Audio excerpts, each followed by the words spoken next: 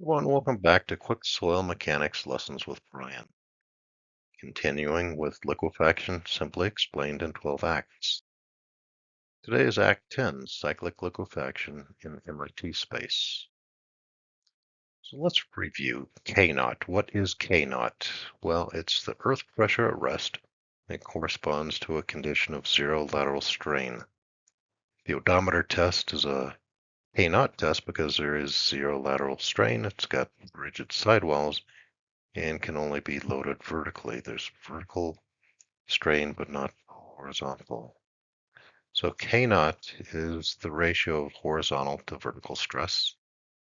And for normally consolidated soils, it's equal to 1 minus sine phi. And because of those two formulas, we also have this third formula. Let's take our axes with normal stress and shear stress. We've got our friction angle already listed on it. And lower left, we have our little mock biaxial test sample showing the orientation of stresses.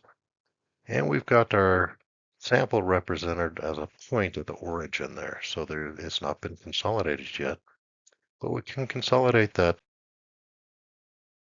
under isotropic consolidation conditions.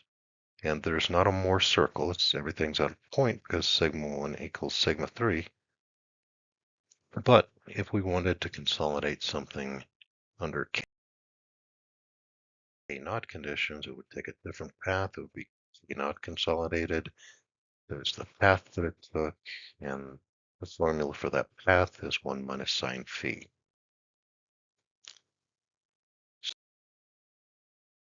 So let's see another way that it got there. So let's take our sample back to the origin, and we start to consolidate this thing. So we have a teeny tiny little Moore circle there. And as we consolidate it further, the circle grows up to here until it reaches whatever consolidation condition we wanted, still on the K-naught consolidation path. So that's how that point got there. And remember that the slope is also equal to the ratio of the horizontal vertical stresses. And the 2 points at the bottom of the circles or the bottom of the arc are the horizontal and vertical stresses. So let's take that axis and make a little bit of room at the bottom so we can have not just compression, but we have tension. So we've got a friction angle on the bottom, friction angle on the top, and compression.